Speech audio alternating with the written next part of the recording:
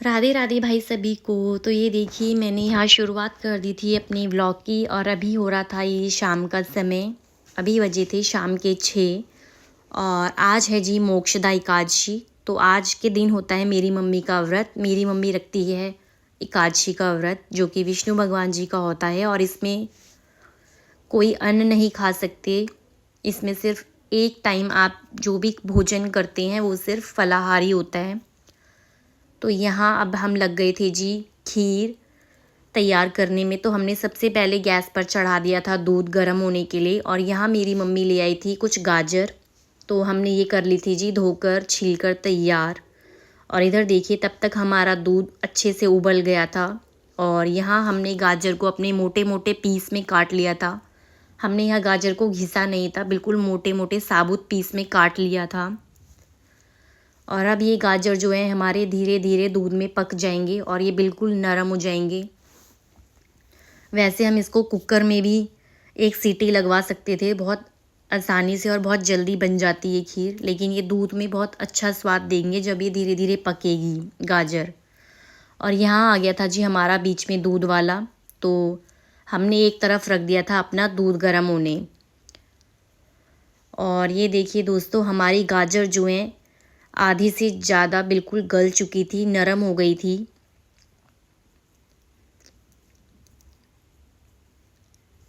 और हम इनको बस फोड़ कर देख रहे थे कि ये कितनी पक चुकी हैं।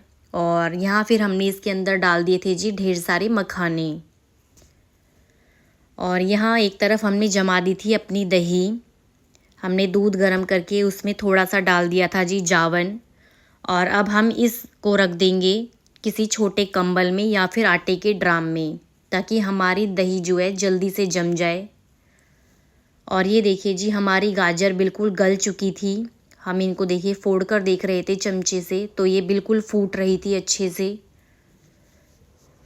और इधर आ गई थी जी फिर मैं अपने बेटे को देखने। यहाँ मैंने उसको दिया हुआ था जी स्कूल का होमवर्क, लेकिन उसने बिल्कुल भी एक लाइन भी नहीं करी हुई थी।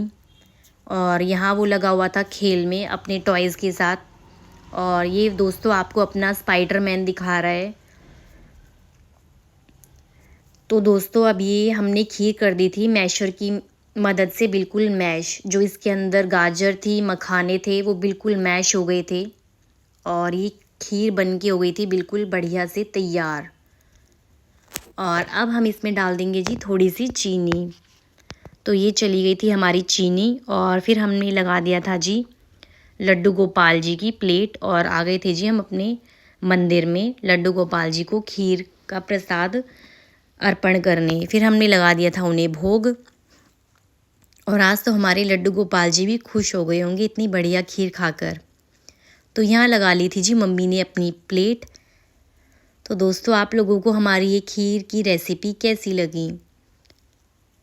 और यहाँ आ गया था जी मेरे मुंह में भी पानी खीर को देखकर। तो मैंने भी ले आई थी अपनी प्लेट में और अपने बेटे से मैंने यहाँ पर पूछा बेटा आप खाओगे खीर? तो उसने मना कर दिया। तो मैंने खा ली थी जी वो अपनी खीर। फिर यहाँ आ गई थी मैं किचन में और यहाँ गूँथा मैंने थोड़ा सा आटा और मैं बनाने लग गई थी रोटी मेरे भाई बहन और मेरे लिए। तो यहाँ मैंने बनानी शुरू कर दी थी जी रोटी और यहाँ मैंने बना ली थी सारी रोटियाँ। और आज हमने कोई सब्ज़ी नहीं बनाई थी क्योंकि हमारा कल का जो था साग वो बनाया था वो हमारा बचा हुआ था। तो जी मैं उसी को यहाँ पर छोंकने की तैयारी कर रही थी। सिर्फ घी और जीरा में ही मैंने उसको छोंका था क्योंकि हमारे घर में प्याज और लहसुन नहीं खाते हैं। तो फिर मैं ले आई थी जी अपनी और बेटे की प्लेट लगाकर। फिर हम दोनों ने खाया जी साथ में खाना खाने के बाद जी सारे बर्तन उनकी कर दी थी मैंने धुलाई। और यहाँ देखिए फिर हमारा किचन मैंने कर दी थी पूरे किचन की क्लीनिंग, ताकि जब हम अगली सुबह उठे तो हमारा किचन हमें बिल्कुल साफ़ और सुथरा सुंदर सा दिखे। और यहाँ दे दिया था मैंने अपने बेटे को दूध गर्म करके। और यहाँ आ गई थी जी फिर मैं रूम के अंदर अपना सारा किचन का काम ख़त्म करके, जो भी मेरा रात का काम होता है वो सब काम मैंने कर लिया था ख़त्म। और फिर मेरा बेटा रहा था खेल अपने टॉयज़ के साथ और मैंने बोला बेटा अब आ जाओ, रात के बज चुके थे 10 कि अब आपको सोना है और सुबह इसको जाना होता है स्कूल। तो मैंने उतार दिए थे इसके सारे गर्म कपड़े, इसकी जैकेट, इसकी सॉक्स।